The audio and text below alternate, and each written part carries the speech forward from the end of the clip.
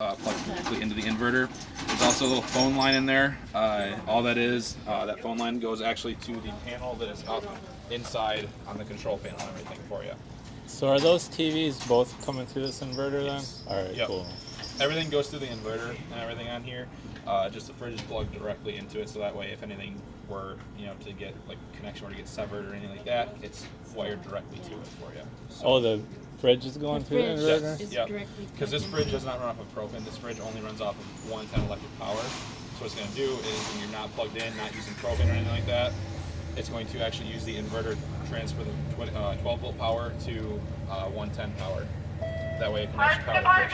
Okay. So that's just kind of how the Northvolts are working on the views and stuff. A lot of the Winnebagos and the Mercedes chassis are kind of going to this style of fridge just because they tend to cool a little bit better, honestly, because they are all electric and you don't have to worry about the propane, and then it's not wasting your propane. Right. Nice. I had heard people complain about a Norco, but I don't know. What's that? The Norco. Some people have been complaining. I don't There's even know. multiple models too. Oh, okay. This one I haven't really seen any issues with. I mean, I can't guarantee that you won't have issues with it. Obviously, right now it's under warranty if there were any issues. Right. But with this model, I haven't really seen any issues. Is that so? The fridge would be under the 1-year warranty, right? The fridge would have its own warranty, actually. Oh, okay. So that's going to be in your owner's manual. That's all outlined in there for you. All right. I do have a few different things I got to show you right inside the door. I'm going to roll the awning on and everything so you guys can see it real quick. So All right. squeeze past you guys real quick. So, right inside here, it's pretty simple. You have a few different switches. Actually, if you don't mind. Yeah.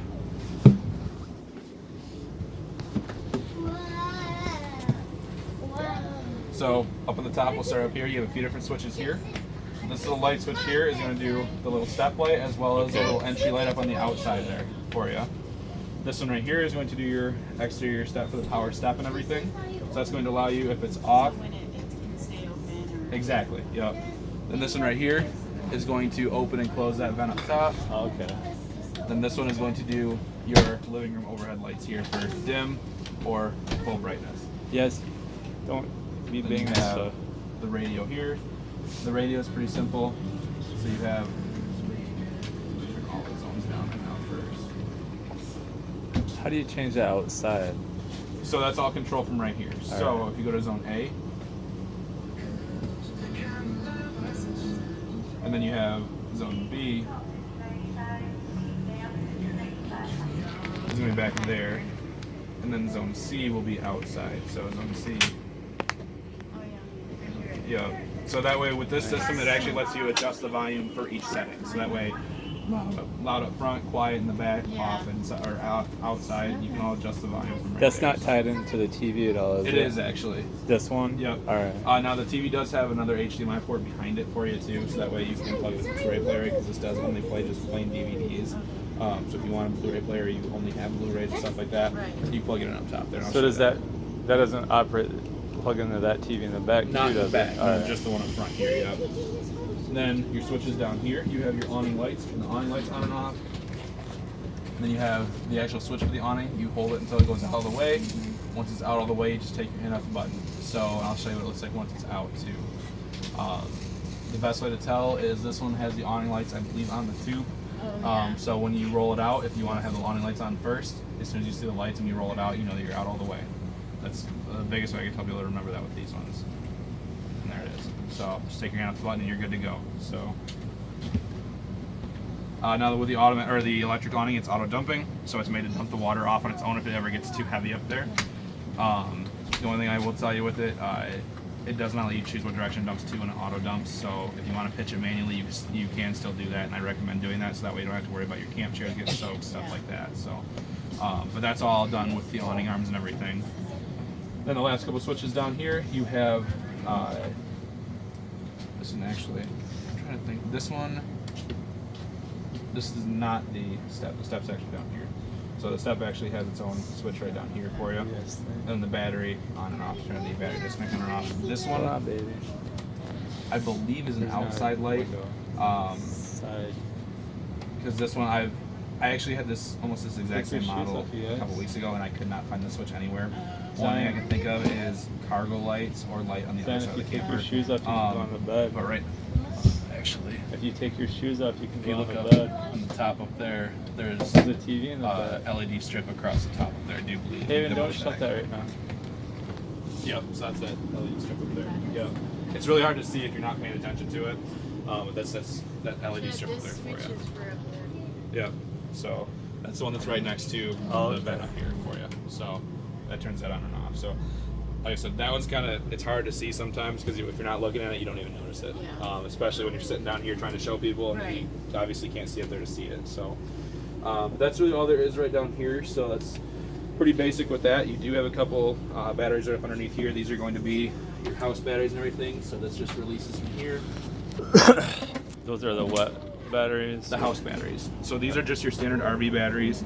These are not maintenance free, so these do have to be taken off in the winter and put somewhere warm so that way they don't freeze. And you do have to check the distilled water level in them regularly. All right. So, Yeah, that's what I was wondering. Yep. So I took them off in our other one last year, and when I brought them back in, I swear I was having like issues with it. Maybe it wasn't related. You basically just unhook it and then hook it back in, right? Yeah, that's all there is to it. Is there like a certain temperature that you should definitely? Just above freezing, really, because the issue that you run into with, obviously, it has distilled water that's cooling it. Water freezes. When water freezes, obviously, it expands, and that's what cracks stuff. So as long as you keep it above freezing, you shouldn't have to worry too much about it.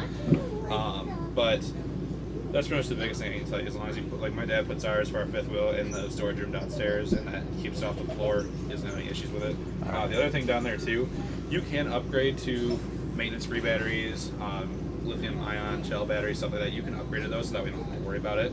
That's totally up to you. These are just the basic ones they put in all RVs, though. So Do you have any idea how much more of those run?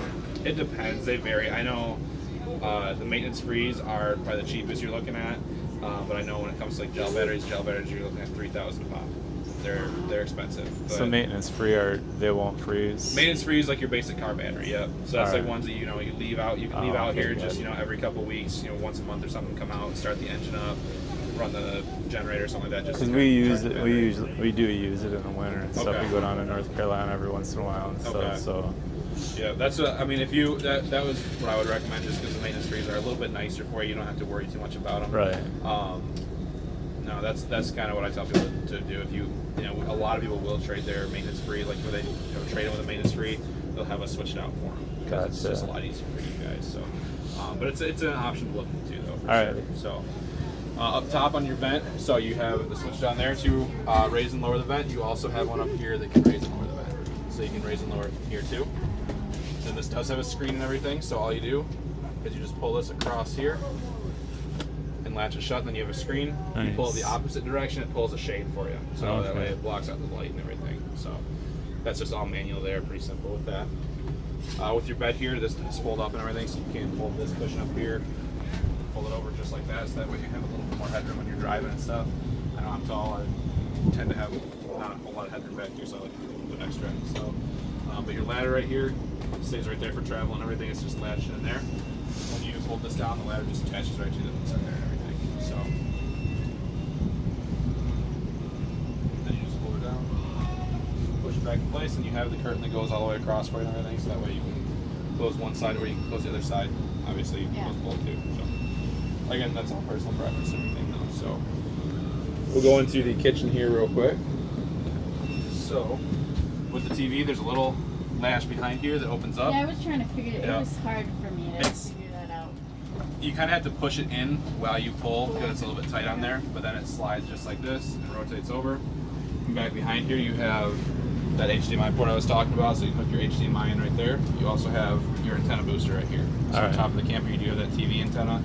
You click it off and you'll see the TV signal go down to nothing. Click it back on, the TV comes right back. So, and these two right here, those are going to be satellite dish hookups. So you can actually hook your satellite dish if you ever get one mounted to the roof. You guys chill out. It wires right into there for you. Say that again about the TV antenna booster. So So when is it's there? off, he turned it off, so- and the picture Your picture pretty much goes to nothing. left, All right. Turn it back on. froze. Okay. It comes right back. And it's the HD antenna then. Yep, All right. exactly.